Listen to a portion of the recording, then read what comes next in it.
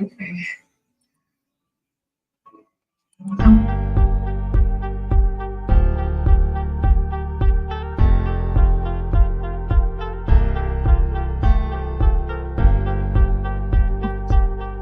So I walked out in my life. There's always a network, no matter what. They could have met you.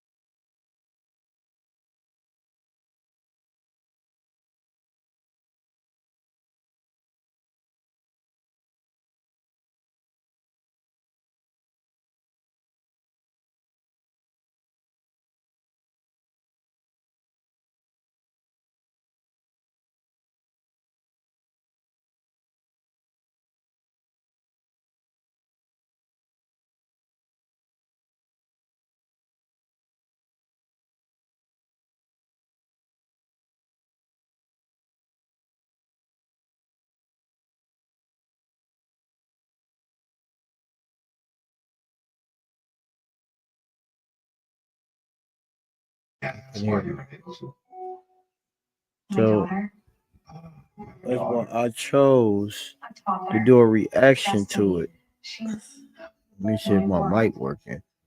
That's why I chose to do a reaction to it because um, it's going viral right now, and I'm gonna do a reaction to anything that's going viral. So if it's gonna go viral, it's gonna be on here. Uh, There was something he did so about it. yeah, He man. let me in the program. Y'all just check Concessions this for me. reaction Still, video I out, pushed back against it. and I told you I don't want to go. I'm afraid you don't have much of a choice, Nicola. You know what in local parentis means? I don't speak press that Spanish. subscribe button, And it means press the the checks are paid. notification bell, When you win, and you're press not that responsible. It was just a little the like attack. button. That is more If than a you little. don't like it, press Good for you. the dislike button. I don't care. I don't care what you press, as long as there's If something engagement God going to this forbid would video. happen to you, what do you think would But happen to Destiny? yeah, man. I'm trying to bring good content. I'm trying She to doesn't need another friend, every another day, woman. What she needs is her mother. trying to learn how to speak into When the we first the, met, the you said there phone. was nothing You more feel important me? to you in this Like you world could than do your this too. daughter. Like you Start ain't gotta acting. have a phone. I mean, you I'm do gotta have fine. a phone, but Really. you ain't gotta have a I just camera. took mine here. No fancy equipment, no nothing. I ain't got no fancy This is equipment. You my see, I got a story. mic with Wasn't no just a past stand, attack of color. no stand on it, but it's still working. So, I uh, need to ask you about yeah. knowledge. Then I got my cell phone over here, the Galaxy I like the time on the S24. money. I ain't got no iPhone. I ain't, none of that. But you owe it to your But the daughter. phone, the You owe it to S24 yourself. worked just as good as the iPhone. So I ain't got no problem with the S24. Everybody always talking about the Excuse iPhone. me. iPhone this and iPhone that. No, man. I'm telling you that Galaxy is outbeating the iPhone. So if I was I've you, seen hundreds, I'm gonna thousands of encourage you girls right out now there to go struggling. get one I because know it's I can't help them outbeating all. the I iPhone. know I Trust won't me. help them all. Some The just camera is can't wait. good and all But that. you know how Like many hours bright as you the can iPhone, right the back into. speaker is good. iPhone Listen, got good speaker, you're but Galaxy special. need to come up on a speaker. And if you Because don't go to iPhone college, if you is don't be all is that killing you them. can be, then But yeah, this it's is a waste. called Sonic Frontier though. Like it's a new game that just came out. Um, experience Sonic like never before. And I guess the graphics is supposed to be up to par. Like the graphics is supposed to be, yeah, that. You know, I like the old Sonic game though. I'm a OG at this. You know, so I like the older Sonic game. You know, I don't too much like these new Sonic games. I feel like these new Sonic games are bull crap. So You feel me? bipolar depression made me feel like Uh, life was moving on without me. Then I found a chance.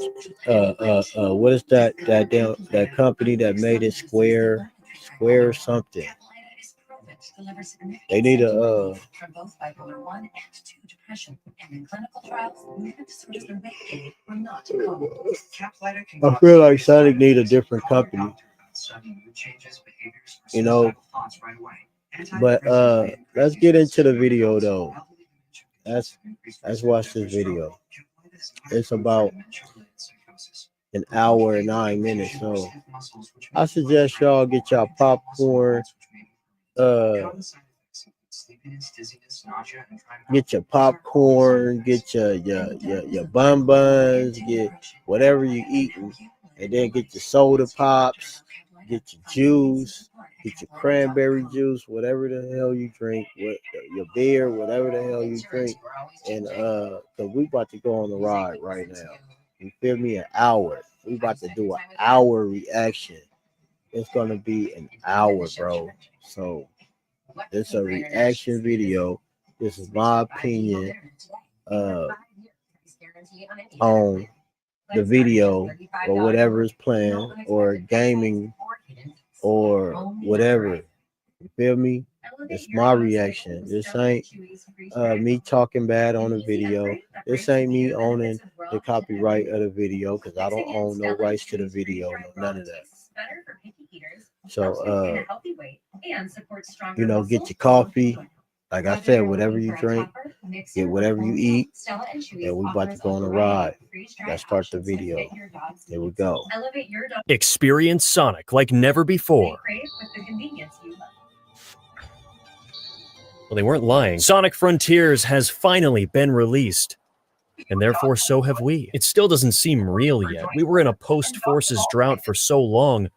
The food tasted different. Even after it was teased, it felt like eons before we saw any gameplay, and when we did, we were even more scared. The Sonic fandom went into an organized panic. Screams and tears were abundant. It was almost routine by that point. Colors Ultimate wasn't exactly handled with care, and even Origins, the money-printing classic collection, didn't come rent-free, so we had every right to be a little worried. Now, I kept my wits about me. I wasn't going to make a judgment call for an entire game based on one 7-minute clip without any context, but like everyone else, I had my concerns. The amount of times I saw the phrase cautiously optimistic would outnumber US citizens. Sonic Team had a lot of trust they needed to win back, and with every new piece of Frontiers-related media that came out, that started to happen. Seeing footage in 60 FPS, competent players behind the wheel, Sakurai giving us his blessing, as well as many other online testimonies that it was surprisingly fun. That incredible Knuckles prologue animation that just got everything right. A Queen song in the launch trailer, who do I have to thank for that? This all gave me confidence that the game would at least be decent, and turns out I couldn't have been more on the money. Seeing the words overwhelmingly positive next to a new Sonic game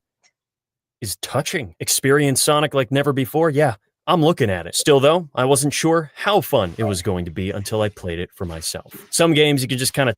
All right, I see. Like way over there. All right, I see that they upgraded some stuff. All right. The game look kind of promising. You feel me? I ain't played it, so I don't know, and I ain't seen this video, so you know, but it looked kind of promising. Look okay. Let's check it out some more. Reaching these girls, and I stay in touch with them. They know that they can contact me if they need anything. I call them my babies. But financially, we're suffering. I could never have imagined it'd be so hard to get donations. And I've already spent too much of my own money that I need for Destiny's college and for Diamond's medicine. Diamond, is she okay? She's fine. It's just her. kind of tell if you're going to like it.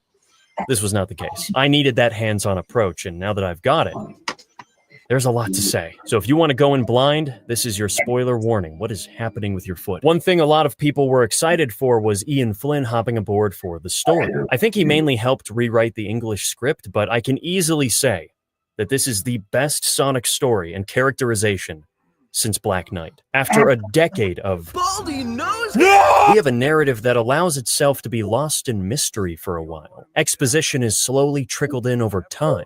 Excuse me? Well, until they sandblast you at the end. Everything is more dialed back, especially in the voice direction. This is the lowest Roger has ever sounded. And I think I love it. He debatably sounds less like the character now, but the line reads are so much better. It's like night and day, even compared to the previous game. It's been generations since I seen you. Yeah, it's been generations since I've laughed. You can tell a Sonic fan was behind the scenes for this because everyone acts like who they are. Sonic tapping his finger because he's impatient, butting heads with Knuckles, having legitimate conversations with Amy. Eggman almost gets shot down by military, really taken after his grandfather. There's so much heart-to-heart sprinkled in here while still keeping the playful humor intact. Mike Pollock straight up sounds like Liam Neeson at points, and I don't know why they kept that gem away from us till now. I understand. Go. Fill your function. A friend gave this to me. It's Albanian. You mind translating it? There are also a lot of references to past games, which I know might sound like, but the way it's done here is more like a long overdue paying of respects, acknowledging the history of a long-running franchise after a decade of pretending like Green Hill Zone was the only thing Sonic ever did. Maybe they go a little overboard with it, but for a first time, I'll take it. Now, it's not perfect. It's actually a rather basic plot and kind of rushed by the end. It's with all these goofy-looking smiles, but the improvements made to the dialogue do so much heavy lifting, it's astounding. A big step in the right direction. The presentation, on the other hand, is a different story. Well, then let's do it to it. We're out of time. While some scenes are quite expressive, a lot are two characters standing around, hardly moving while commenting on whatever just happened. It lacks a needed degree of personality and motion. Even when things are moving, it's often robotic or an idle sway. Look at that rotisserie chicken spin she just did. It really seems unfinished in these areas. But then sometimes it's good again, so it kind of evens out. Oh, look at that. They love each other. No CGI cutscenes either. How the mighty have fallen. Even Lost World had an opening. I think it would have gave a much more striking first impression. Again, the dialogue carries it all, but I'm really hoping they can get some more bombastic animation next time. Sonic is dead. In any event, this is the first full-price Sonic game in a while, and like Origins, there is a deluxe edition. And it's a little better. You get a cool digital art book that for some reason doesn't play in full screen. It has some nice concept art of the environments, although it's not very long. If this was a physical booklet, that would have been awesome. Kind of like the Steelbook you got from pre-ordering a physical copy. Yeah, that was kind of a bummer, wasn't it? If you bought the game on Steam, you couldn't get the book since there is no physical version for that. It is pretty cool though, very sleek, reflective design. I just wish there was a bit more to it. Mania got a reversible cover and pre-ordering got you that statue. They went all out for that game. You also get a mini soundtrack. It's 25 songs, including everything from Island 1, plus the full version of I'm Here, and that's cool. But the full soundtrack was already scheduled to come out 1 month after the game's release date, so just get that instead if you're a music diehard. You also get a few starting items to help you out with progression. Yeah, not a fan of this. Don't give me a paid advantage in an already full-priced game especially. And why am I being given free collectible items in a game about collecting items? Isn't that the whole point? I'm actually paying for less content. My eyes were primarily set on the adventurer's gloves and shoes, and I really thought that was a placeholder image. Ironically, the one thing people would have paid out the wazoo for is totally free, the soap shoes. My guess is Sega was like, yo, you gotta milk this rodent with another deluxe edition, and Sonic Team was like, fine, we'll slap something together, but then release the actual good stuff for free. So we load up the game, and I don't know what happened the first time, but it took like 5 minutes for the application to open. Better believe my heart sank right away when I saw that. I get to the main menu, it's got a nice cloudy sky with the sun peeking through. Kind of stagnant though, especially when the music cuts out and that all too familiar corporate silence comes back. I love you No. Ooh, we got a user manual? too. Welcome to the modern age. There's a weird amount of input delay on these menus too. You have to wait for the options to show up in about 2 extra seconds before your control comes back. It's weird. But hey, at least we got multiple save files again. Finally, I don't have to clear all my data to start fresh. Forces didn't have that, or Lost World, or Generations, or Unleashed, or 06. Little tip about these files though, the game is always auto-saving into the very first file labeled auto. I made the mistake of assuming that if I went to start a new game, it would auto-save into the next one. Not so. It always uses the auto file across every play session. So if you've completed the game, then start a new one and it auto-saves. that becomes your new file and you lose Best everything. Not that I'm speaking from experience or anything. You're supposed to manually save onto the actual slot 1 if you want to keep it independent. In hindsight, I understand what I did wrong, but why not just let us pick the file that it autosaves to like a normal game? When it comes to art direction, not everybody seems to be on the same page. I'm like a little sister. But this is Sonic, so what else is new? From the onset, the plan was to juxtapose the standard character designs against photorealistic environments. And this is something I have always loved. From 06 to Unleashed to Black Knight, I think Sonic in a Yeah, I do like the environment now. The environment is And when this one it's crazy, bro. Like looking at it, have more time to work on the next one. yeah, the environment is real crazy. I don't only want it to be my success. They did they What do you mean? they did their show on wanna the help other environment, writers. bro. Help now. I could say that. Get them in print.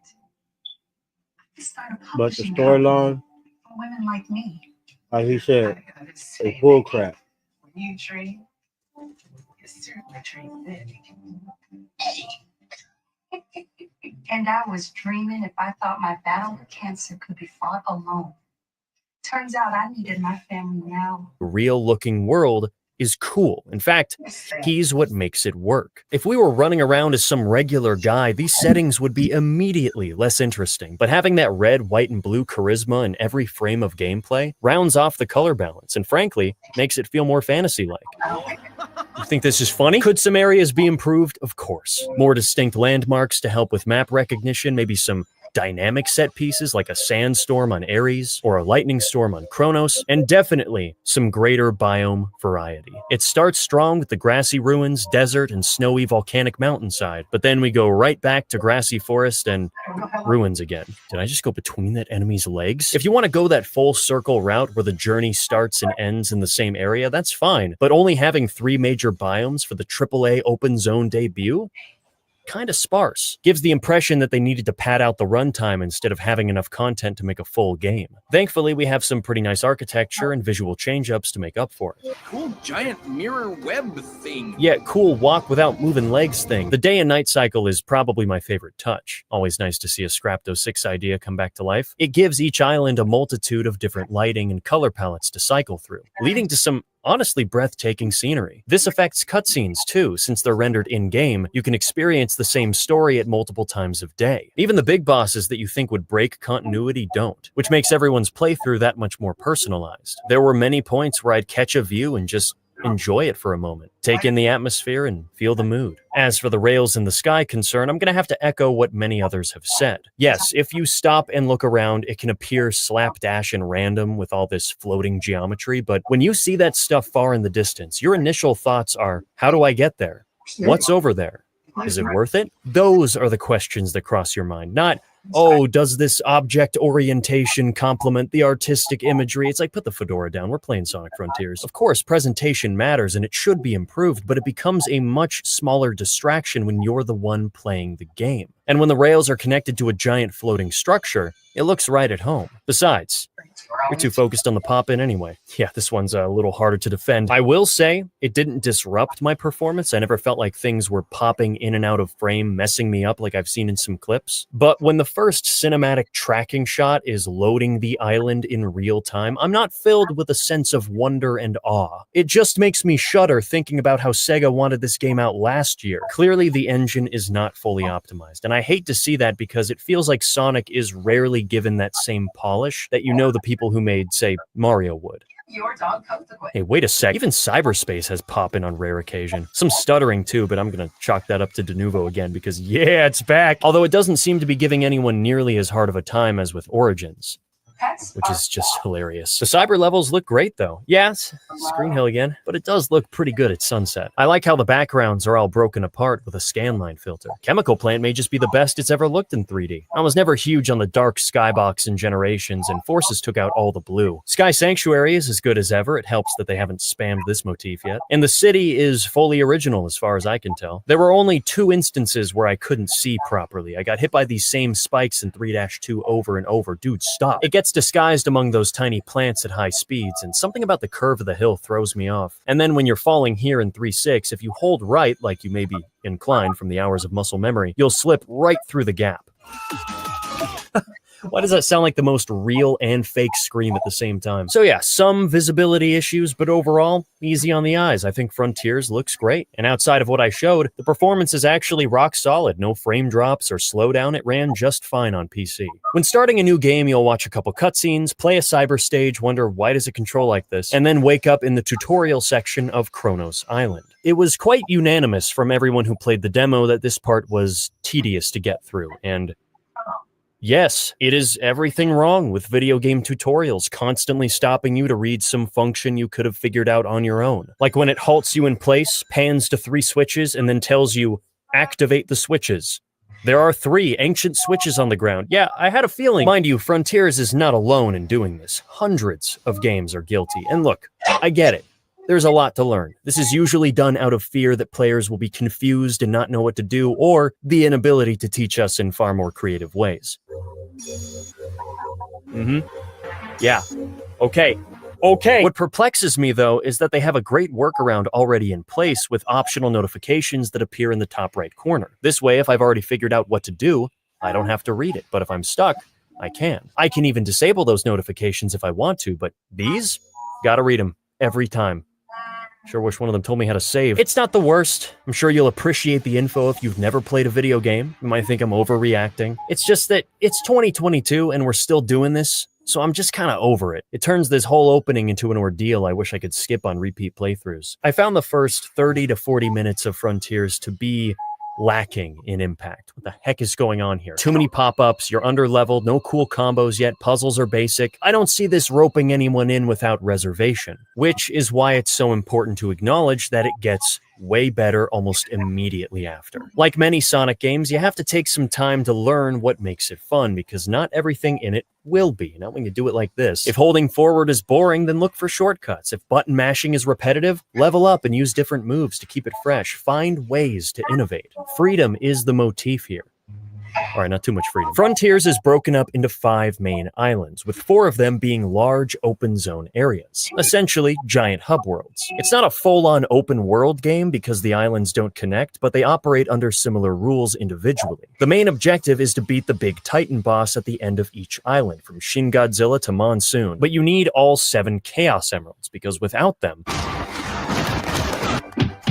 Sonic will perish. They're all currently sealed in separate vaults, with the final one being located on the Titan itself. How do you open these? You need vault keys. How do you get those? By completing missions in cyberspace. How do you get there? By using portal gears that you get from beating large bosses, otherwise known as Guardians, who can be made easier by completing various tasks to level up. However, some emeralds are only obtainable through story-related cutscenes. Scattered around the islands are memory tokens for the respectively trapped character. Once you have enough, you head over to where they are and you can talk to them. Most of these are optional, but sometimes they'll take you into a mandatory minigame that gives you the emerald. This is where that Sonic dance animation plays.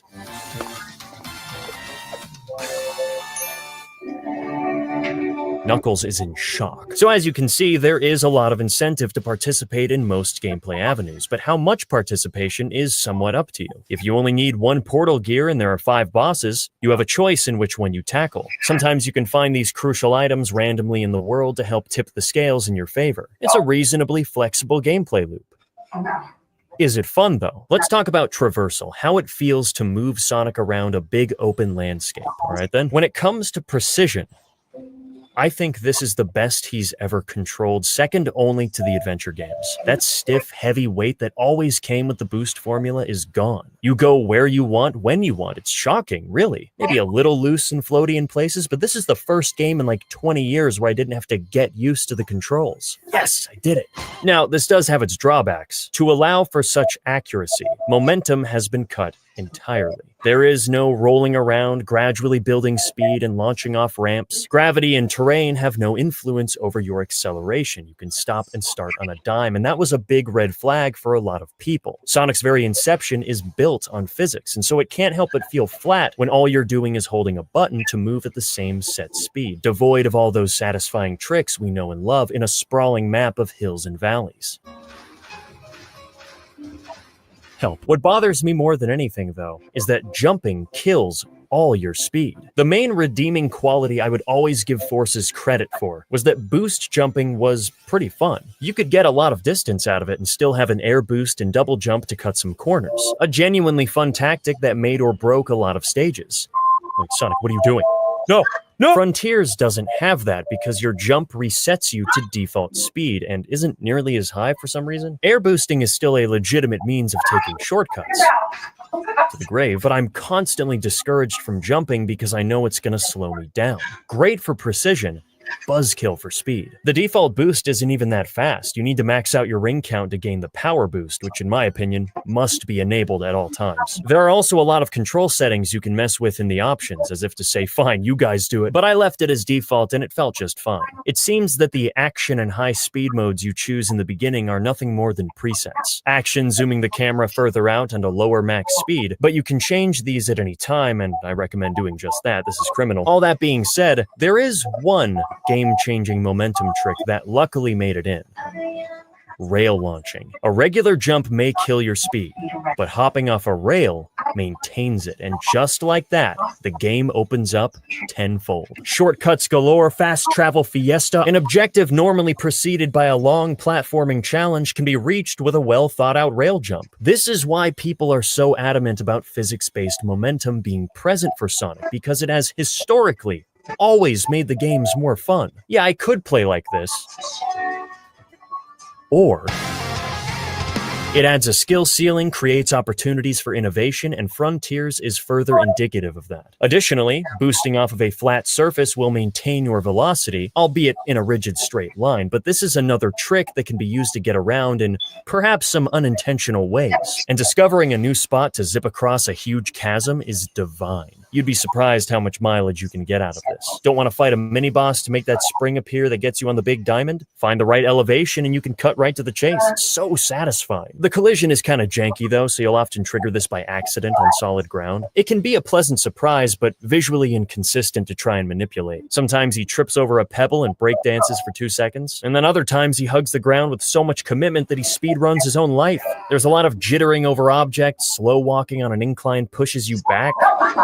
Yeah, I've got some questions. But overall, the movement is solid, elevated by some elaborate airborne maneuvers. So, we've established that running around these maps feels pretty good, but what is there to do in them? Each island is made up of a series of platforming segments that range from hitting a spring into a hoop that grants a memory token, to an extended rail-grinding homing attack sequence that spins you around to the top of a giant floating diamond with a bunch of collectibles. These are everywhere, and by design, never outstay their welcome. They're snappy in nature, always fast, and grant you something for your time. If you really know your way around, you can often chain these encounters together to keep the pace moving for max efficiency. Sometimes one path will intentionally send you towards another to encourage that flow state. Even if it sends you further away from your current objective, please stop. However, there is definitely a repetition to these tasks. It's a lot of rail grinding, homing attack chains, and going through hoops that send you onto more rails to repeat. It's very automated when you isolate the input required, rarely amounting to anything more than a single button press at the right time. So I can see not everyone being on board for the entirety of this game's duration. Heck, even I started skipping these. That was for a different reason. I knew there was a problem when I would accidentally redo a section that I already beat and felt like I was wasting my time. I realized that I wasn't always in it for the thrill, I just wanted that trinket at the end because there really wasn't much of a thrill. I think the wall running feature holds a lot of untapped potential for these parts. Well, when the collision doesn't call in sick, you can grab on and start running at a casual jog, or boost onto it for a much higher speed that's harder to control. Quite the potent consideration to make, since falling off would be a concern. That is, if 90% of the wall running wasn't preceded by a dash pad that sent you into springs, doing all the work for you. I actually felt unprepared when the game suddenly had me doing things on my own because of how babied I was. Look at this, I'm like a child learning to walk. What have you done to me? This could have been the perfect innovation on Lost Worlds parkour, bouncing around big open terrain, but instead it's a feature that I rarely got to use on my own terms. And even then, it didn't always work. I understand that some degree of automation is required at this point if you want all those fancy camera angles and faster than the eye can react moments. Hey, that sucks. So include shortcuts that only the keen speed-running eye can locate. It sometimes does that, but still only involves a quick homing attack. Add more timing elements, like with the enemy that spawns a bunch of homing chains, but you can't hit the red one, so you gotta aim towards the green. For those moments high in the sky, make a mini level out of it. Use bigger pieces of land to construct some level design. Platforming without a safety net, and would someone please get this man a sweater? The way the world is structured currently feels like a skeleton. Solid, but needs meat on it. Kronos Island is pretty good for the most part, housing some memorable set-piece towers. Ares is about the same, only it takes you underground at one point, something I think we could have used more of. It's Chaos Island where we start to see some problems, though. There is an explosion of 2D sections, just an Armageddon of disappointment. Now, the first two islands had some of these, but they were a fraction of the content. In fact, I found their small inclusion to be refreshing in a way. Heresy, I know. It felt organic, occasionally transitioning to 2D for a quick platforming challenge that you could only get in the second dimension before promptly returning to the open zone. Chaos Island makes me want to purchase a firearm. 9 times out of 10, if you take a dash pad or a spring, it will send you into Color's Purgatory. And after a while, it is simply too much. Being locked in this perspective takes away all of the game's biggest strengths. No rail launching, not that you could see far enough ahead to plan one. No branching off to an adjacent set piece using your clever wit, and no sense of depth. At least in 3D, there were moments where you were flung high in the sky and could see just how far down you could fall, sometimes over a death pit. Maybe a homing attack was still all you needed to make it across, but the sensation at least had some tension. Here, you don't even know where you are in relation to the rest of the island. You are bound by the straight line, unable to break the rules. And it's really not that. What is this? Why can't I make it? Do I have to go back or... Oh, okay. I developed a phobia of springs and dash panels halfway through this island because I knew where it meant I was going. It was especially irritating to get pushed into a section that I already completed, more so when there was no way to back out. But because so much of it looks the same, it can be hard to remember what you have and haven't done yet after running around for an hour. It's better to skip it entirely and not take the risk. These treasure signs really got on my nerves for that reason. On the first two islands, they would usually give you some kind of item. But here, it seemed like it would always reveal a spring or dash pad that torpedoed me into a section I may or may not have already completed. Sometimes the side-scrolling perspective is so pointless, too. Like it's just a spring and an enemy with a ramp at the end. Why is this in 2D? Again, if there wasn't so much of it, I wouldn't care. I may have even liked it. But this drained me. Also, why can't we go in the volcano? Otani had the 9-string in his studio and you let him do nothing for a lava stage? I'm placing you under arrest. Like I said before, I think it was a missed opportunity to not have more environmental events like storms and whatnot. There's already a starfall that happens every few nights where meteors fall like rain and give items, so why not a meteor shower from the active volcano to spice things up? That would have been sweet. Maybe we could explore this hexagonal underside. I want to go here, man. All right, that's it. I'm stomping this bird. Rhea Island is where the false marketing becomes revealed. The game advertises 5 islands, and while that is technically true, this one is entirely story-related in that you don't explore the open zone at all, but instead climb to the top of 6 towers to shut them down. Now, it's basically confirmed that Kronos Island was split into 3 parts, Rhea being one of them, hence the similar green aesthetic. And it is very disappointing that this couldn't be its own dense area like the others. But for what it's worth, I thought the scenery was kind of epic. Sonic grinding up these massive towers while an orchestra blares away, one wrong move sending you all the way down. All things considered, I think some of the best 2D segments in Frontiers are here. The balance between side-scrolling and full 3D movement is much better than Chaos Island. There are some legitimate do-or-die moments where you get flung into the air and have to manually land on a rail without a homing attack to save you. That's the kind of stuff I want to see. Let us play the game. We paid money for it. The only thing about Rhea Island that really bothers me is how it handles Sonic's cyber corruption. All throughout the story, we see him slowly becoming possessed by cyberspace, with every idle stance becoming more haggard, eventually taking on a form that I swear was going to canonize Dark Sonic. You can't do this to me. But then Tails, Knuckles, and Amy are like, we gotta save him. Is that We saved him. straight? What? Why? Oh, right, because the game has to ship out soon. Not only was all tension absolved in an anticlimactic instant, it was the perfect opportunity to let us play as each character in an 06 end-of-the-world style cyber stage. Imagine Speed Highway for Tails, Pumpkin Hill for Knuckles, or Hot Shelter for Amy. I don't even care about playing as the other characters and I'm freaking out. I need a nap. The fifth and final island, Uranos, is graciously a full expedition again, but is still just a leftover second half of Chronos, causing the visual theming to greatly homogenize. And in a game that already has a repetition problem, it's not doing itself any favors. Forces recycled stuff, but it still had a wicked-looking endgame. It's not completely devoid of original ideas, but for the big finale, it doesn't leave a very strong impact. Did that guy just fall? We're just getting started, though, because movement is only 1/3 of what you do in the open zone. Puzzles and minigames are another major component. They give you upgrade items upon completion, create rails for faster travel, and fill in parts of the map, an essential in locating other objectives. As for the missions themselves, surprisingly, I liked most of them, mainly because similar to the platforming, all of these encounters are so short they couldn't possibly get annoying. Well, now that doesn't automatically make them good either. There are some doozies in here. The parrying bullets one? The worst, by far. There is no parrying in this game. It's a guard that you hold indefinitely and guarantees results. There's no skill ceiling. You just hold L and R and wait. No penalty, no drawbacks. You will win. A fundamental misunderstanding of what makes parrying such a fun move to master. And they make you do it multiple times where the bullets get faster. A change that would matter if I actually had to time it, but I never do. So I'm essentially doing the same exact task 3 times in a row because they've removed any reason to play differently. The quick stepping one is a little less egregious since you don't know which direction the panel will be, but still just Simon Says. Why not make us dodge stuff? And if we get hit 3 times, try again. Kind of like how some of the other minigames operate. Same with hitting switches. It's like, okay, this was fine in the tutorial.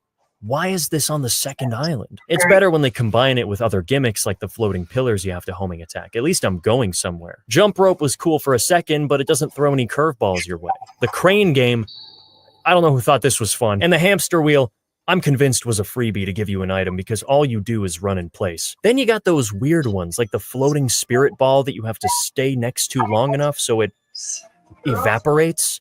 Yeah, I can really see that one getting tossed around the board meeting. It's not even a bad mission, honestly. It's just like, where did this come from? Or when you have to side-loop these smelly trees at night because...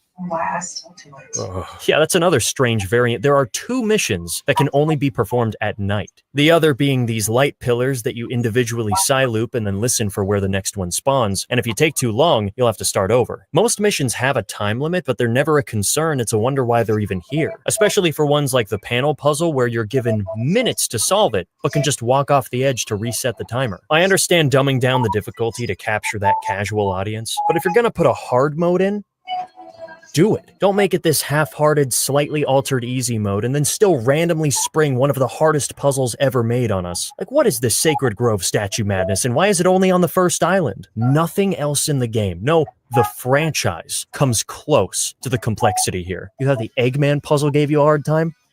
You are a child. And yet, there's still a way to glitch it. If you wiggle the analog stick, the movements will go out of sync, so you can move individual pieces when you're not supposed to. The one instance where the timer kind of mattered was against a punching bag. You have a limited amount of time to deal a certain amount of damage, and while reaching that quota is easy, you can self-impose a challenge to go for a high score if you want. Those are the not-so-great missions. Everything else, I thought was pretty fun. Going through all the blue squares in the allotted time, yeah, it's Superman 64, but at least I'm moving and it controls well. Same with the races, it's fun to run around as Sonic, so missions designed around that are always going to be a good time. This is where I really think rankings should have come in. Clearing these under the time limit isn't hard, but maybe doing it in an even shorter time is, and gives you a better item. This would at least reward you for being good. I can't believe how much I like these basketball minigames. When it's only 1 hoop, it's whatever, but later on when there's 5, I am zoned in on making my shots. And you actually have to aim, positioning matters. Tetris was an unexpected joy. You look at the orientation on the ground and try to copy it by dropping the correct order of pieces onto it. Sure, it's not the most advanced, but I didn't hate it. One of my favorites was the Bentley hacking Bullet Hell Ikaruga clone that comes out of complete nowhere. I had a big smile when this showed up. I hope it comes back later. Little did I know. I mentioned the panel puzzle earlier. This is actually my favorite one, and that's great because it seems to be the one we do the most. It starts super basic, but once we get to Ares, they become decent brain teasers. It's nothing overly complicated, but it takes a moment to assess and go, I get it. And reaching that conclusion is a small pleasure. I don't care if it was in Rise of Lyric. You know what, though? We did not have enough of Sonic loading a live missile into a cannon. Those are some uncharted waters.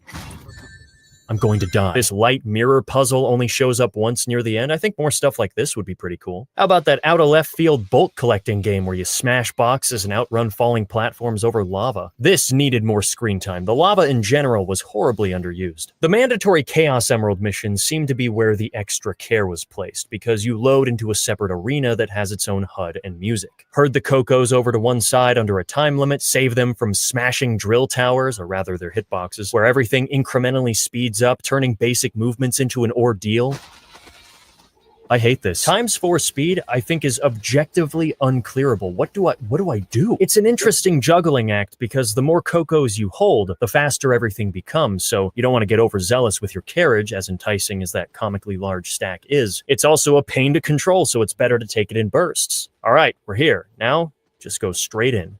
Bridge the Gap was the one occasion where I felt the stress of the time limit. Steer Sonic properly, don't lose time to the bounce back, and take the right routes for maximum shortcuts. Not bad. Overall, I thought the objectives were decent. Some pretty fun ones, a lot of acceptable busy work, others more disposable, and a few that I didn't care for. Oh right, pinball. Yeah, this sucks. So, the physics aren't game accurate. It's more like Casinopolis, meaning the ball has very little weight, taking much longer to come back down, slowing the entire process. Wouldn't be a huge deal if it wasn't for the absurdly high score requirement. 6 minutes is what it took me in a game where missions are often over in seconds. Throw in RNG deaths that can reset the whole run, and you have one of the most insipid minigames in all of Sonic. Not even 2 minutes into my first attempt, and I said out loud to myself, I'd rather play the ball puzzle. Now, it's really not that bad. Getting red rings increases your score multiplier, so learning how to fling the ball where you want becomes a genuine skill, and I started getting pretty good at it. But it still goes on way too long, and again, the RNG kills it. Scattered throughout each island, you'll find portals to cyberspace, where you'll play one of 30 bite-sized traditional linear Sonic stages that run anywhere from 30 seconds to a couple minutes. So yes, Frontiers comes with a playable forces built into it. There are a few things that can't go without mentioning for these. The first is the recycled visuals. Experience Sonic like never before. Yeah, about that. Calling back to an older game should be special. Give you that authentic, warm feeling that reminds you of good times. Instead, people are tired and agitated at the mere sight of another Green Hill Zone. Chemical Plant has begun following suit, and Sky Sanctuary will too if they keep this up. I don't hate this. It doesn't ruin my day, but there's no denying that it would be so much better for everyone if we had a fully original Sonic game again. And as if in on the joke, the level designs are also ripped straight out of past games, namely Adventure 2, Unleashed, and Generations. If it looks like you're in Skyrail again, that's because you are. Hey, just like the original. Now, this is a pretty cool concept that would be even cooler if they didn't limit themselves to 4 themes. The story excuse is that cyberspace is jumbling Sonic's memories around, so that's why everything is so familiar. But if this was really that integral to the plot and affected all of Sonic's memories, why stop at 4? Why not have every stage be a different callback? Sky's the limit when you're already stealing. Well, that would take more time and assets, i.e. money. So I'm sure that what they chose was most convenient for their budget. I sympathize with that, but what we have feels more like a compromise than an artistic vision. The other unavoidable bump in the road is how much worse the control is in these stages. I'm bewildered by this. How is it that the game that finally got Sonic's control right after 21 years still messes it up? Just keep it the same as the overworld control without all the upgrades. They actually created more work for themselves by changing it. Something must have gone wrong. The fact that I almost jumped right off the stage the moment I started says it all. That being said, I did master Forces Control, so this was just another day at the office. What is going on? And even if it did play the same as in the open zone, some issues would carry over regardless. Sonic is not fast in these levels at all. There is a devastating lack of speed. I think it's better to mash the boost button instead of holding it down. I'm losing neurons just processing that. Not that you'd intuitively pick up on that since there's so little visual feedback when you're boosting. I wouldn't blame you if you couldn't tell the difference. Losing all your momentum during a jump has never been more insulting. The flow is always being disrupted, and it makes it so that the bottom route, when there's less platforming, is sometimes the faster one. The Antichrist of Sonic ideology. I'm gonna lose it. None of your moves reset until you touch the ground, either. Normally, you'd regain your double jump, air boost, and stomp after a simple homing attack, But not here. I can see the argument that you have to ration these abilities more since you only have one of each in midair, but at the same time, all the other boost games had just as high of a skill ceiling with the refresh, so I don't think that's a restriction worth having. It also makes replaying the stages that did have one in the original awkward by comparison, and any contact made to an enemy has an immense delay, whether it be a homing attack, stomp, or just jumping into one. This gives it a lot of power, but shoots the pacing right out of the sky. Here's the kicker though. I still enjoyed myself thoroughly. Since we're ripping off good stages, the level design is pretty good by default. Multiple routes, slow platforming that can be skipped, shortcuts via snappy movement. When it comes to 3D, it's a vast improvement over Forces. Then again, Frontiers can't really take the credit for that, except for the last handful of stages, which I believe are original. But on the other hand, 2D sections are far inferior, since at least in that game, we had a lot of momentum to take shortcuts and keep a steady flow that we are sorely robbed of in Frontiers. Nowhere is this more clear than when grinding on rails and feeling the soul leave your body when you jump. Cover your eyes, children. Thankfully, there is much more 3D than 2D this time, and at its best, I thought it was pretty fun. More colors and less generations, if you catch my drift. A feature we still don't have, turning 3-5 into a train wreck of mundane swerving. I want to leave. Since colliding with enemies causes that unwanted delay, I found that cyberspace presented a unique scenario where it became more beneficial to boost jump over and around my foes instead of using the homing attack, especially since we can't boost through them anymore. In a weird roundabout way, this minimized a lot of the automation and had me traversing terrain in ways I probably wouldn't have considered if that delay wasn't there. Dodging enemies, boost jumping, and air boosting really is the name of the game, and wonky controls or not, learning to shave seconds off your time is always a good feeling. Also, the Lightspeed Dash is back. Huzzah! Never mind. Every cyberspace stage has the same 4 objectives, and you earn a vault key for each. Beat the stage, get an S rank, finish with a certain number of rings, and find all red star rings. Unfortunately, the casual curse has infected these parameters as well, since S ranking will come naturally for most.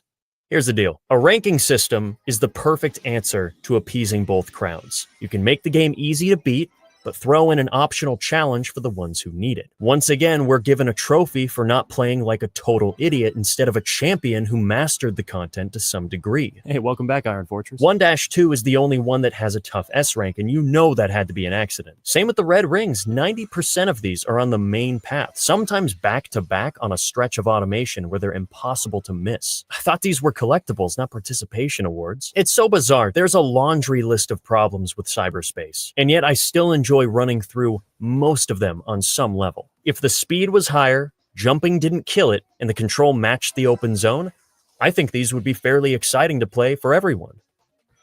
Of course, if you really don't like them, it is possible to skip most, if not all of cyberspace entirely. Tucked away on every map is a fishing hole where none other than Big the Cat takes you under his wing into lo-fi heaven, and so now, the game is officially a 10. Oh, hey, Sonic. Hey, Big, you sound a little slow. Are you all right?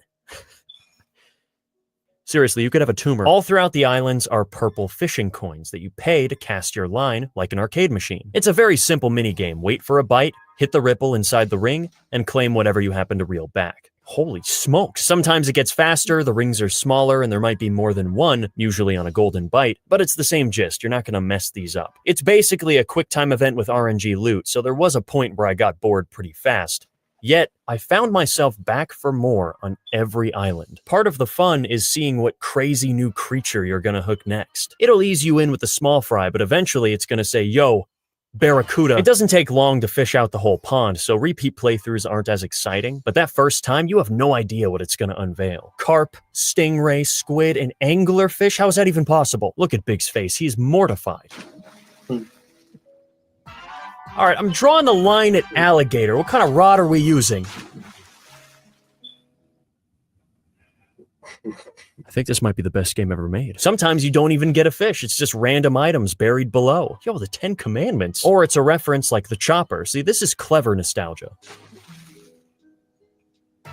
Alright, don't push it now. I just wish you could skip through all the fanfare because there's a lot of waiting between catches. Everything you collect goes into the Fishopedia, and every island adds new critters to the existing pool, so there's definitely a good reason to go to each one. They're also worth much more the further into the game you get. See, everything you reel in is given to Big in exchange for fish tokens. These are used to buy whatever in-game collectibles you want. They're all here. Don't feel like fighting bosses for portal gears or doing cyberspace for vault keys? Just fish for like 20 minutes and you can skip half the island. The value of what you catch goes up so much on later ponds too. So does the cost of admission, but does that really look like it's gonna phase me? Then we have that Starfall event I mentioned earlier. You grab the rainbow bits on the ground to use as a credit for the on-screen slot machine, and you will rack up a ton of coins this way. Frankly, too many for something entirely left up to chance. You can already sidestep so much content using Big, it's crazy that they would enable it so vehemently. What they don't tell you is that there's a limited amount of credits you can spend before the machine disappears, and that usually ended up being around 10 for me. So here I am trying to grab as many bits as possible thinking it matters, when in reality,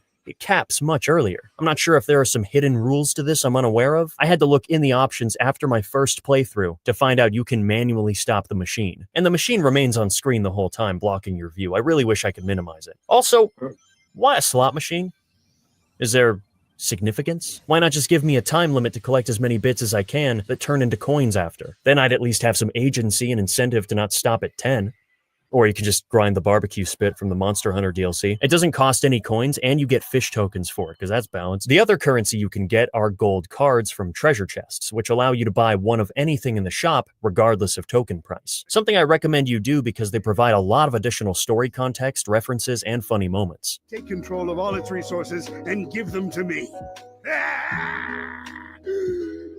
What the heck was that? I wish there was more of a surprise factor to getting chests, though. Brown always has 1 card and gold has 3. No sense in locking it inside a chest if I already know what it's gonna be before it opens. Some more varied, rare encounters would have been nice to add a bit of suspense. A larger inventory of shop items, too. The memos were a good start, but they could have dropped some cosmetics in here. Instead of going the DLC route, give us a way to unlock something cool in-game as an achievement. I'm always down for that. Lastly, we have the scrolls, allowing you to fast travel to any Elder and Hermit Cocoa visible on your map. Worth noting that you can't buy these in the shop, you gotta fish for them. However, clearing all mission objectives will give you fast travel to any portal on the map, including a fishing spot, so you have a backup. The final piece of Frontier's gameplay loop is combat. You start out with a basic homing attack, couple punches, and a stomp, but as you defeat common enemies, you gain skill points to unlock moves on your skill tree. The first is the Psy-Loop, the main attraction if you will. Draw a circle on the ground and everything within will be damaged. It's also used in many puzzles and groundskeeping. Mid-combat though, I rarely used it. I found the process to be too slow and the camera left me feeling vulnerable. Yeah, in general, the camera was only ever an issue in battle, and while some of that is up to player finesse, there were moments where it became a war crime. Oh my god. Guardians always put the focus on them for a title card intro, but sometimes you're just trying to run past and look, it's not all about you. Makes it really funny when it doesn't work though. Like if a different enemy steals your attention at the same time, it all gets jacked up. Ah, yeah. Him. This was partially what contributed to the early game's weak start for me. Without any combos unlocked, it was very button-mashy. The simplistic, unthreatening enemy AI didn't do much to enhance the fights, especially when you have an out-of-pocket parry that can dispatch any danger at all times. And the camera made Asura, the first big boss, awkward to get used to. Not to mention the janky collision on running up the arms, the fact you can mess this up is wild. Next to no invincibility frames either, so you can get comboed while you're down. No. A fight can go from painfully dull to wait, I died in an instant. When I finally did unlock some stuff, Kronos Island really didn't give me much to try it on. The sonic boom annihilates everything from a safe distance with no cooldown. It's supremely spammy and broken. It functions like an ability that you'd expect to build up towards, like Phantom Rush. This needs you to max out the combo meter, and then Sonic goes mad with power from all the disrespect he's endured, and it feels good to reach that state. But this doesn't have any sort of checks and balances in place to vary its application. To be fair, it becomes much less viable as early as the second island when enemies get tankier. But then we have the opposite problem where I stopped using it altogether in favor of more powerful abilities. They even give you one later on that's practically the same thing. Cyclone Kick is a lot like Spin Slash, Loop Kick is like the Stomp from a distance, Homing Shot is another ranged attack, Grand Slam and Recovery Smash both involve pressing a prompt at the right time for an automatic spin attack. How does a skill tree this small have so much power creep? What the... I have some questions. Make no mistake, There is a combo game to be had here. When you're wailing on a boss, throwing everything you have at it, chaining 4 or 5 moves back to back, it's pretty fun. The sound design is nice, impacts feel strong. It's a spectacle to see Sonic flying around doing all these crazy stunts. Until that happens. The problem is that every encounter plays out nearly the same. The combos I use on one fight are what I'm using on the next, and so forth, because every move is activated and presented in the same fashion. Press the button, and watch the cutscene that deals damage. None of the bosses put up a resistance worthy of changing that strategy, and if they did, parry their one attack, and they usually die after that. This can actually backfire on some later enemies like the Kunoichi, who teleports around, since after you parry, the game goes all slow-mo to give you the advantage. But if she disappears, you gotta wait even longer for her to come back now that you've slowed down time. In fact, a lot of these bosses use waiting tactics. Asura was a fine start, contesting you with red boosters, although that came with its own issues. This sucks. But then we have Strider and its rail-grinding siesta, Caterpillar doing a similar thing, Spider launching you into the air for an extensive free-falling segment, and Squid. This abominable chrome sack is responsible for plaguing my first session. This was the moment that put into perspective how slow Sonic was. Why does it take so long to go through a basic loop? I get that it's trying to be all cinematic, but I am losing hair waiting for this. And if you don't kill him in one cycle, you gotta do it again. Wow, it's like a surprise party minus the joy. Also, his intro is a jump scare for me. Something about the blank stare and sudden cut with droning music puts me on edge. Oh god, where is he? Where?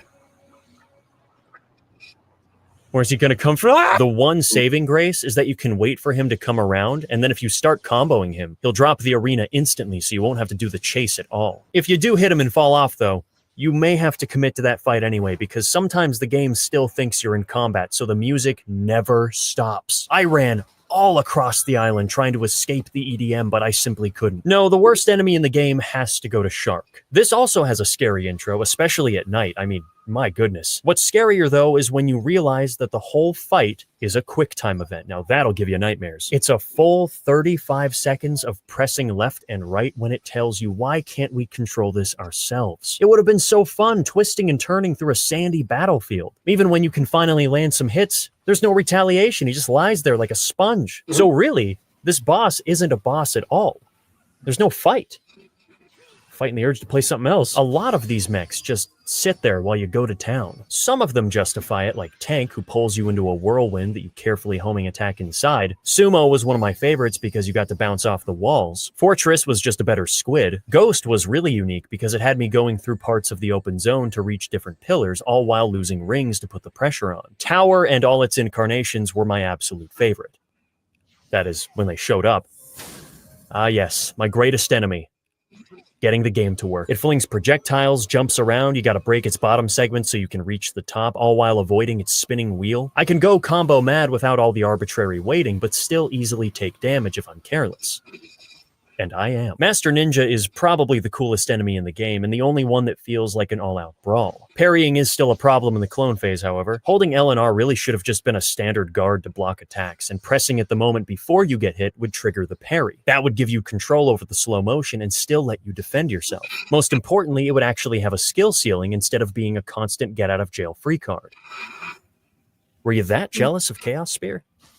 Oh, guess it doesn't block that one. With versatile defense options, the game would have been far more capable of pitting you against aggressive foes, perhaps multiple at once. Because Sonic's combat appears to be very one-on-one focused, what with all the flashy attacks that lock onto a single target. If it does chuck 3 or 4 at you, it's always small fry of the same type that you attack individually anyway. The polygonal henchmen all die in one hit on Chrono, so combos are out of the question. And from Ares onward, they start putting up shields. Yay! Oh, they could have done anything. Anything but shield enemies. All this does is lock you out of all those fun moves until you've painstakingly side-looped the enemy first. It's not any harder, it's just annoying. And you never know when they're gonna whip these out. Wouldn't it be funny if he stopped having fun? Ranged attacks don't seem to trigger the barriers, but now I'm back to spamming the one move again. There's a quick side loop you can activate mid-combo, but you have to fill the meter first by attacking enemies. The worst is when it side loops a target you weren't aiming at. Yeah, I'd like a refund. Accidental moves seem to be a recurring issue. Every button on the controller has a function, sometimes multiple. This game is stacked with abilities. If you told a Sonic fan the button configuration for Frontiers, they might go into cardiac arrest. So many muscle memory habits will feel betrayed. Boost on R2, light speed dash on left stick, camera reset on right, homing attack is back on X and square. Are the pills taking effect? You can change it to whatever you want, but I couldn't even attempt to rearrange everything. So I left it as is and surprisingly adapted quite fast. I think it works. What I couldn't adapt to were the attacks that used common button combinations to activate. Here, I was simply boosting towards an enemy that I planned on homing attacking, a pretty conventional two-step process. But unfortunately, if you press the homing attack button while you're still boosting, something you've had no issue with on balloons, springs, and most targets for the entire game, it triggers the homing shot, playing out an unnecessary cinematic and leaving me helpless in midair. It's also massive overkill for an enemy that only takes one hit. Poor guy probably died of shock before impact. Immediately after, I boost towards the next enemy and try to jump. But oh, that's right, boost plus jump equals cross slash. Now I'm being rotated off the platform, and if I don't save myself, it's all the way back down. Call my therapist, because she's about to make a lot of money. One time, it sent me back in space. Look how close I am to the enemy, and how far back it trebuchets me for the attack. And since I've already boosted, now I get to fall down and watch Cocaine Collision Zone play out. It beats having everything on one button, but this seems a tad cramped. It's probably why there's no light and heavy attack. They simply didn't have the room for it, and I think it suffers from that. The combat overall is too limited to allow for any depth beyond its one-trick nature of cycling through your favorite cutscene combos and parrying one strike. It's a solid first draft that has its moments in the spotlight, but there's so much room for improvement, and you don't have to look far for inspiration. In general, balance is not Frontier's strongest attribute. It gives you a lot of freedom with how you approach progression to the point where nothing holds that great of value. You need vault keys to clear the island, but instead of getting them from cyberspace, you can fish, which means that you no longer have a need to kill bosses for portal gears. So now leveling up your skill tree is less important since you're not fighting, eliminating the need to kill common enemies for XP, or completing optional missions for attack and defense upgrades. Suddenly, everything becomes undermined. Yeah, no thanks. This goes beyond fishing, though. One of the skills you unlock very early is the ability to perform tricks after hitting a shiny ramp, spring, or running off a flat surface to earn skill points. Sounds handy, and it is. In fact, it's so handy that you can spam tricks off the same spring over and over to max out the skill tree in exactly 55 minutes. Yes, I did the math. Now, are people gonna do this? Probably not, especially when the strongest abilities are passively handed out during the story, but you could at least try to mask such an easy-to-see exploit, or crazy idea. Don't include it. Make it so that the spring loses its shine after one use. Now you gotta go find another, explore the island further. Why does this keep happening? It can be fun to have such a game-breaking mechanic. After all, it lets me fight Giganto with all my moves, but like any cheat code, once the high wears off, you realize how much substance it robs the experience of, or how dull the normal one is. Then there's the topic of difficulty. And normally I wouldn't care because Sonic games have never been about that for me. They're spectacle platformers that specialize in sensational movement and might get a little tricky by the end. But as a grown man, I'm not struggling when I play these. And that's okay. I truthfully don't care how easy or hard something is as long as it's engaging.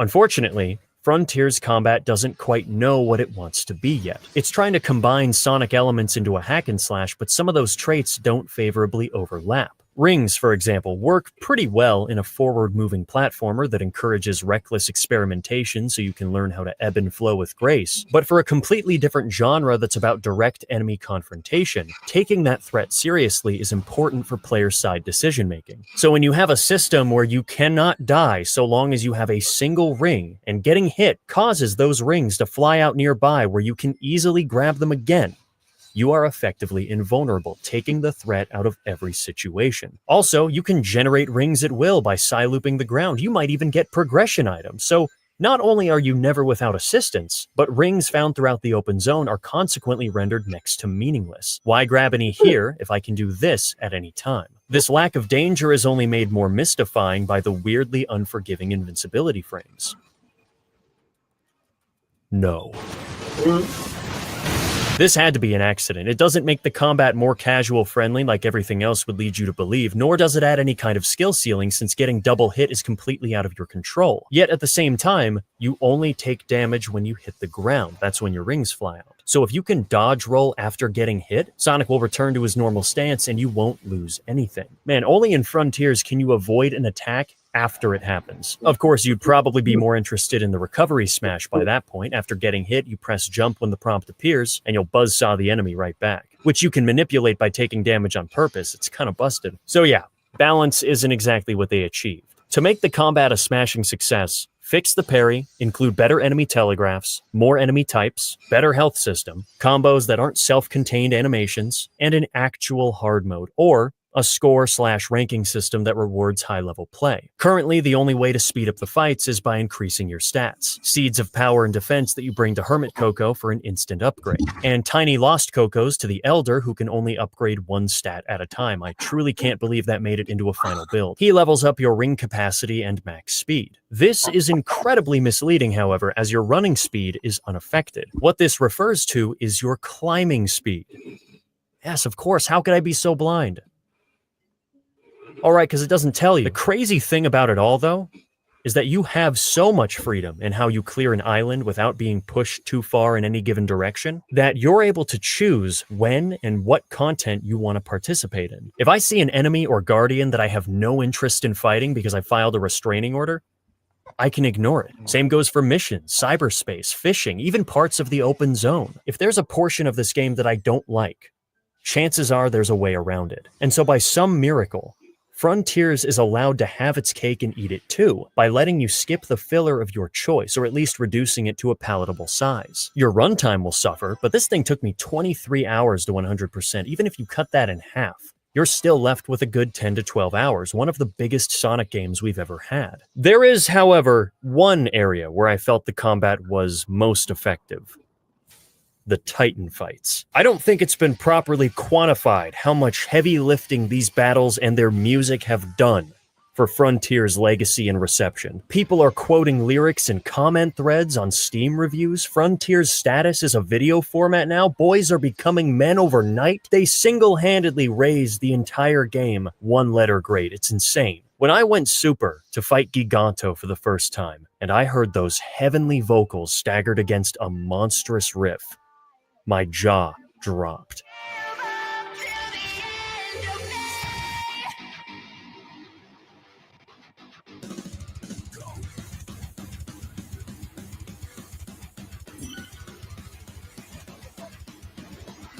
They did it.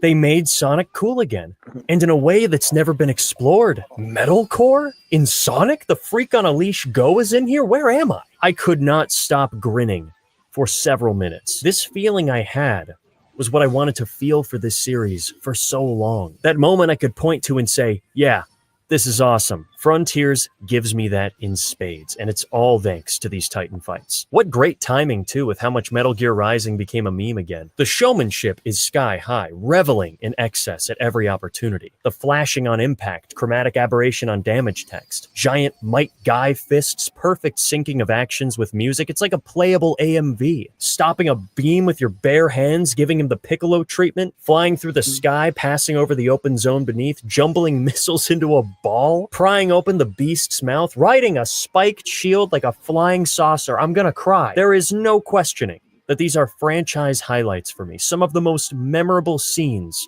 in all of Sonic. It's no wonder why it's being compared to Revengeance, yet ironically, the music is even heavier. It's like Doom with vocals. Guilty Gear? Nah, bury the light, you better bury the trophy, because Sonic's about to steal it. The music really does carry the fights. You don't even have to like the genre to appreciate the raw imagery of pairing Sonic the Hedgehog with one of the most hardcore forms of music. It was like Christmas morning every time these fights came up. You wanted to hear what crazy new song they were going to incinerate you with next. Not to say the combat doesn't hold its own here, but it certainly takes a back seat to what you're observing. One of my favorite things about the three main Titans is how they first interact with you on the island as regular Sonic, showing how powerless you are in your base form. Giganto straight up chucks you across the map like, yeah, try getting a 7 out of 10 now. Small thing, but I love how the camera cuts diagonally on every hit. It's these details that we've been sorely missing. Wyvern chases you through a desert obstacle course that would have been really fun if it didn't needlessly restrict your movement. It's a great set piece, but the threat is almost entirely visual. Knight has a similar problem with not enough stuff to dodge, but it's also in 2D, so you get that noticeable downgrade in speed, sucking out all the excitement. The spike shield wasn't used enough either. It felt more like a Squid 2.0 fight than a Titan, and that is not good for my blood pressure. When it's finally time to throw down, though, Sonic needs to climb up the Titan's body to reach the last Chaos Emerald, Shadow of the Colossus style. I really like that these were included, so much so that I wish there was more to them. Some more platforming, obstacles, anything to drag it out just a bit longer. Wyvern's is unique in that you have to climb up a tower so you can even reach him, but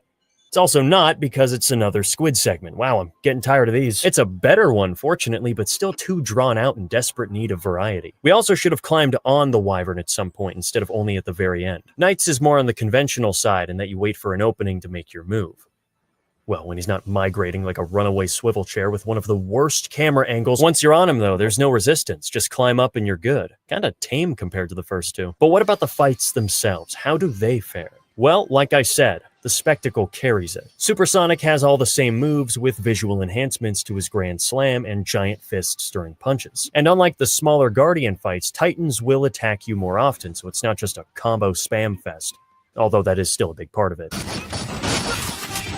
Holy! Giganto's camera is something to behold. The hit detection on his arm is a specter. What is that, like 2 frames? And when he knocks you away, Sonic faces you for 3 seconds before the perspective slowly shifts back to normal. But you can move during this time, so you try getting back into the fight, only to be slapped right back away like a cat for jumping on the counter. This camera sucks! Instead of being pushed all the way back, just give us a nudge that takes away rings. Lord knows we're not going to run out otherwise. The whole thing needed more fine-tuning. There will be times where things just happen. Like that. What the heck was that? Inputs will fail, you'll try a combo and it simply won't activate due to some undisclosed buffer time that all your attacks have. There's a second phase where he emits scapular beams, but nothing changes, just a new QuickTime event thrown in. But man, if I didn't feel like a titan myself wailing on this behemoth while the background chants, I am undefeatable. It's a cathartic first fight that in any other game could be the final boss, setting a new standard for the series in terms of presentation. Just needs a bit cleaned up. Did he just turn my parry around? What the? Wyvern is better and worse for different reasons. The parry game is a lot stronger. You can't even attack him until you've deflected a missile and the following slashes. But this also means that there's a healthy amount of waiting, especially if you mess it up and have to restart the cycle. The missiles can also be hard to see amongst all the chaos, so you're better off holding the parry down the whole time and waiting because you can. Would have been a lot more exciting if the parry was timing based and the missile that you had to hit came into frame with a bolder outline or glow for better visibility. If you messed it up, you would simply lose rings instead of being knocked back so you could quickly recover and parry the next missile to keep things moving. At least the camera reset is much faster here. When it is damage dealing time, it operates like Shark, where you do as much as you can in the allotted time while it lies there defenseless.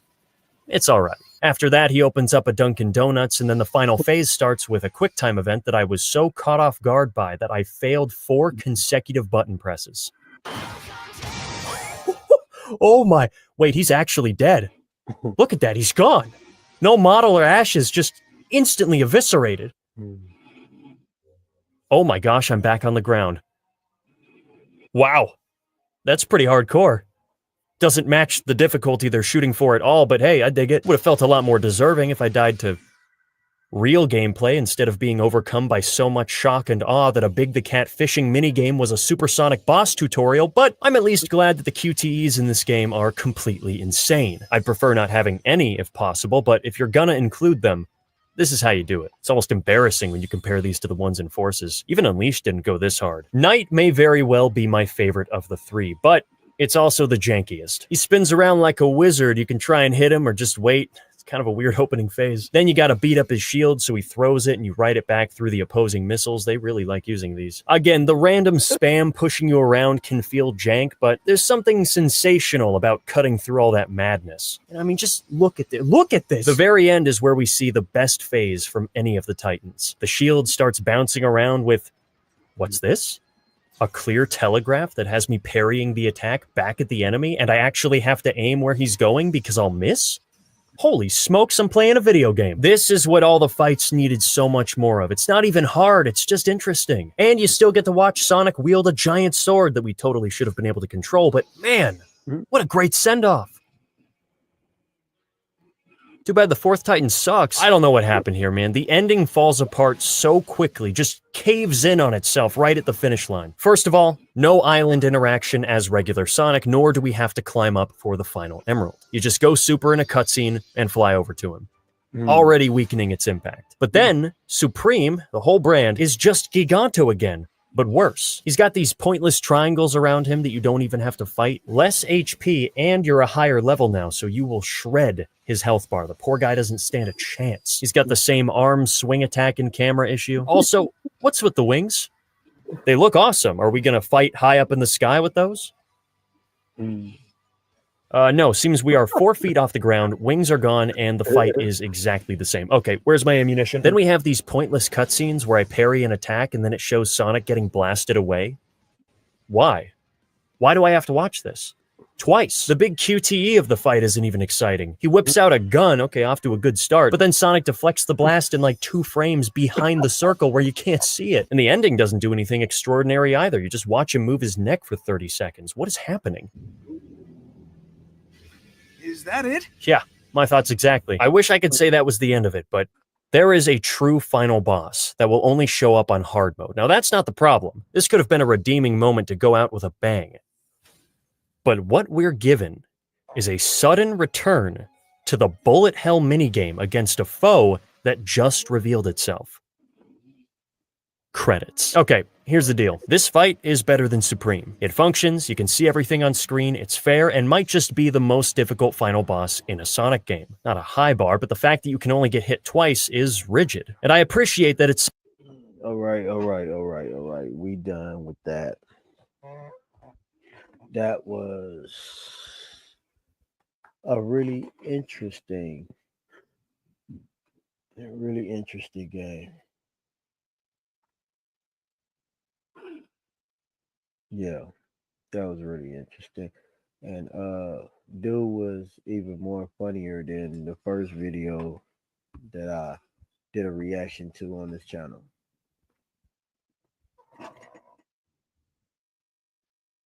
He need to start making more because he was hilarious, bro.